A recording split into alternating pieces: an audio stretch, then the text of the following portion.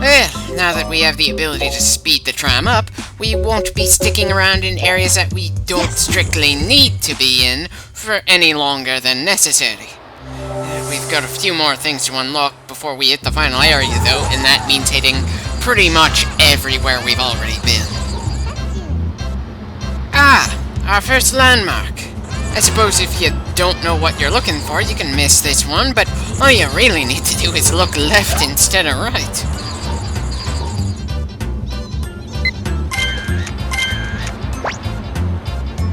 Okay, that does it for the beach. There are a few extra pics we can take on the way out due to the smoke grenades, but otherwise, we've already got everything the beach has to throw at us, aside from, of course, Snorlax. Even within a single short playthrough, it's easy to get tired of seeing the same Pokemon running across the same spots in the same ways over and over again.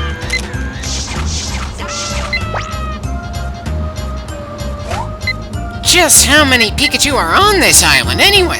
I thought that was supposed to be a relatively rare Pokemon, but it seems to be one of the most common things on this island. Again, why isn't Team Rocket or some similar group just swarming all over the island or something?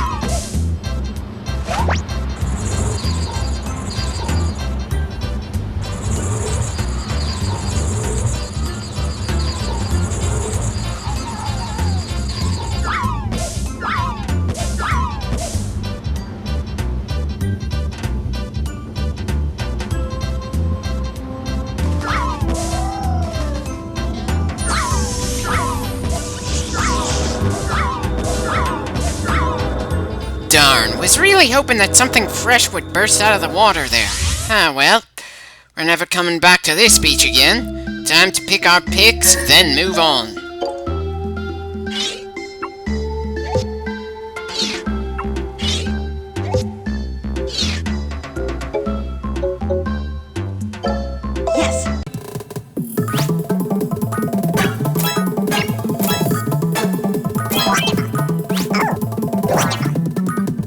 Apparently, there's no scoring system for landmarks, you just get it and you're done. Come back.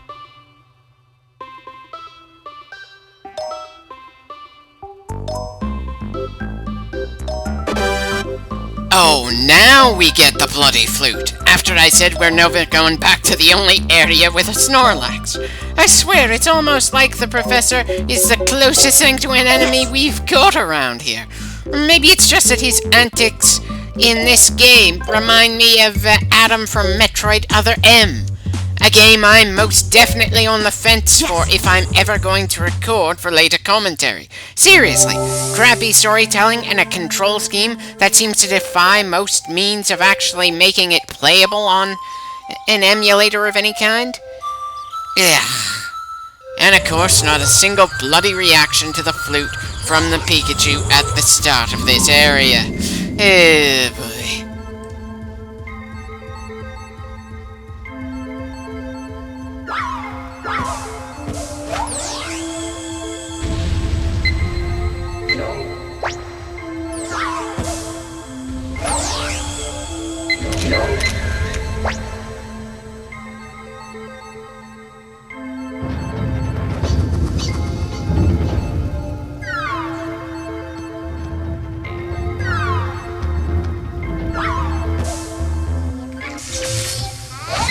Yeah, but for some reason when we play the flute here, Pikachu lets out a thunderbolt that hatches a Zapdos. Bloody hell, this game has some pretty iffy consistency, even within the same damn level. Ugh. Anyway, now that Zapdos has got the power running, we can take the landmark picture for this area, and that'll be completely it for the tunnel.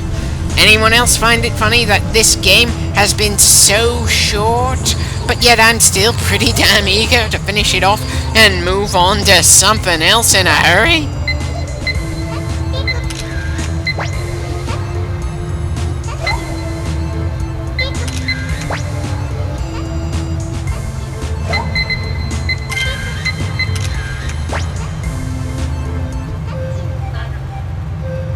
And again, Pikachu does not react to the flute being played at all. They really did not do much to make that tool feel especially useful, did they?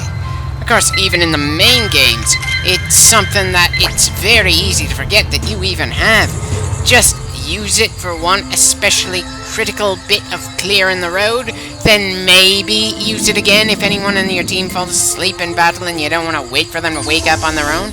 Otherwise, yeah, he's gonna just collect dust in your bag.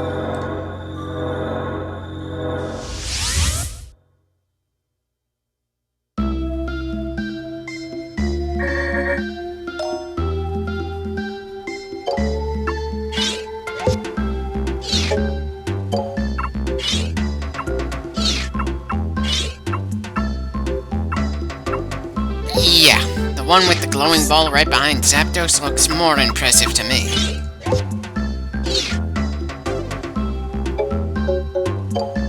Yes. Why the hell is the size score worse?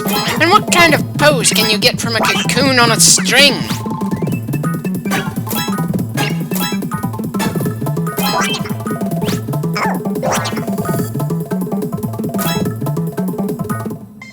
Can you really call it a secret course when we know enough about it to understand what we need to do in order to get it? Yes. And once more into the Fireland. You know, when most games have a fire area, they go out of their way to make it try to seem pretty bloody intense. Of course, this game is purposely trying to be as unintense as possible, so it's sadly pretty forgettable. Speaking of forgettable, I just realized we missed the landmark right at the start of the level. Guess we're gonna have to come back to the volcano again immediately once we're done with this run. Sorry about that. I'll just fast forward once we get to the next take of this same area. Not that we're spending all that much time here now that we've got the booster, but still.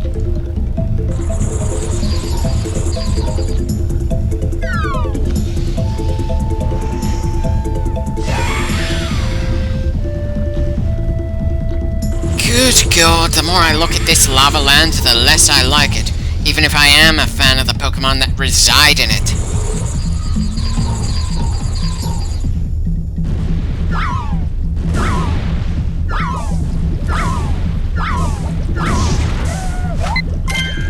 I'd ask what the dog was doing taking a bath in that small little lava pit, especially since I don't know too many dogs that enjoy baths of any kind, but, well, it's pretty easy to see why this game is so short. The longer you're on this island, the more its very existence just falls apart on you. Well, hopefully this take will get a more improved score for Charizard. Not that I give too much of a damn about scores when we don't have to worry about gaining a certain amount to unlock something later. Speaking of unlocking things, are we ever going to get some breaks to go along with the booster? Just feels like a natural way to take the upgrade system around here.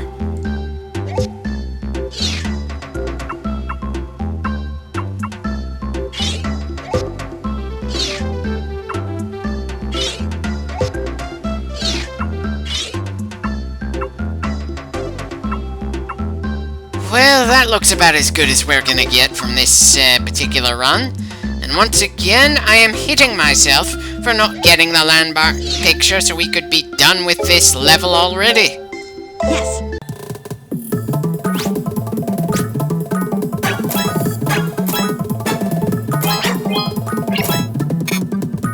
Yeah, somehow not surprised by that.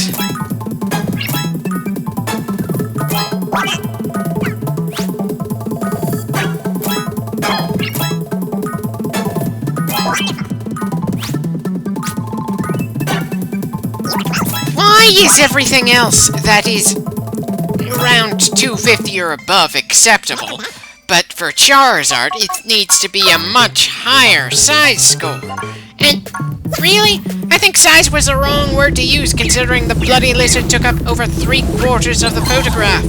I swear, the sheer amount of creator love that bloody lizard gets compared to absolutely every other starter Pokemon in the entire franchise is insane!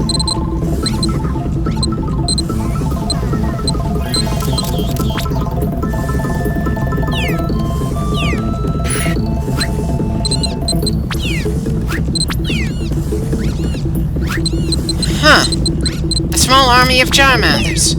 An army bred for the singular purpose of stealing camera time from most other Pokemon for the rest of its life. I swear even Pikachu doesn't get as much love as the Charmander line. And if that Charizard picture doesn't do it for Oak, then I'm going to break an oak branch and beat him with it.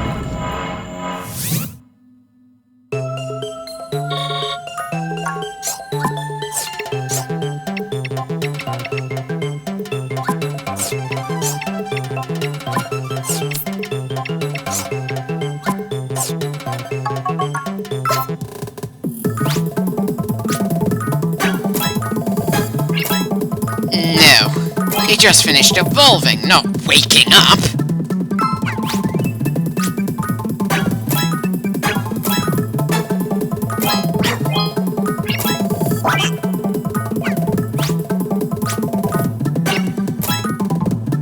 Finally, he's not complaining about the lack of size for the angry lizard.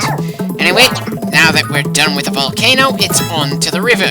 And I'll say it again, it's a damn shame that we don't get to see Ivysaur or Venusaur when in this same game we've got Charmander, Charmeleon, and frickin' Charizard.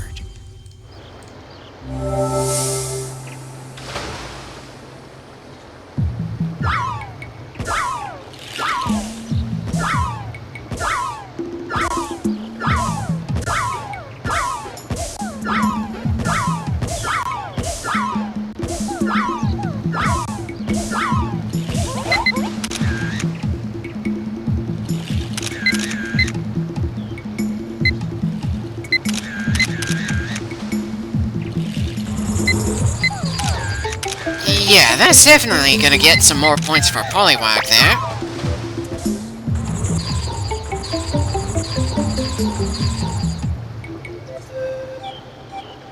Not much of a dance, but at least it looks like they made kind of an effort there with Slowpoke. Speaking of effort, let's try to get one of these amusingly dumb psychics to that oddly clear bit of ground. I'd ask why they need to move to that spot specifically in order to evolve, but frankly, I can't find it in me to give a damn anymore.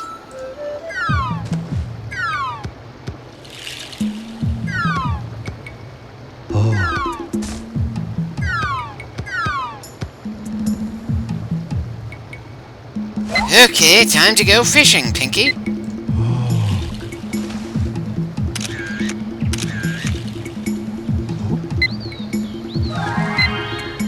So the shelter that latched onto his tail is now completely unrecognizable, but Slowpoke himself just got fatter when he got something biting down on him. At least with Magneton, it looked smooth when it happened. Speaking of smooth, I've once again missed our landmark due to being distracted by various Pokemon that we don't absolutely need to get good pictures of right now. So, I'm going to have to hit the river again. And I'm going to fast forward through the next run, because I really should have paid enough attention that we wouldn't have to hit it again back to back. So, guess that's what happens when a game doesn't actually pressure you. You fall asleep at the wheel a bit, and do the occasional stupid thing, because there isn't too much of a punishment for the stupidity.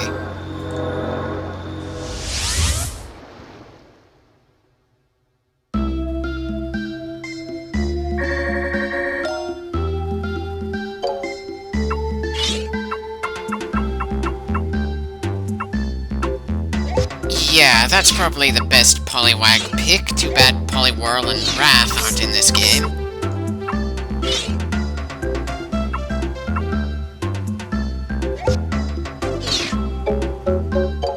Yes.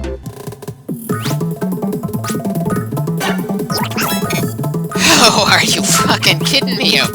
How in the hell was the first picture better than the one where they were jumping out of the goddamn water? And now I can't help wondering how all of Oak's assistants feel in a given work week. Do they want to scream in frustration? Because from what we've seen, he barely does any work, and even when we know what categories he grades things in, he grades them in very weird ways.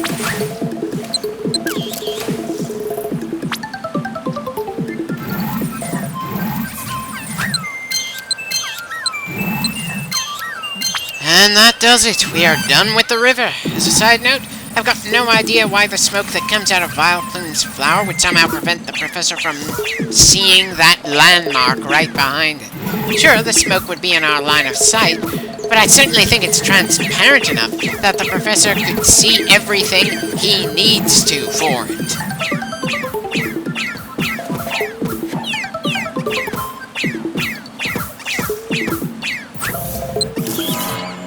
So, the Pikachu there won't react to multiple gas grenades to the face or the flute, but will take off running if we take his picture?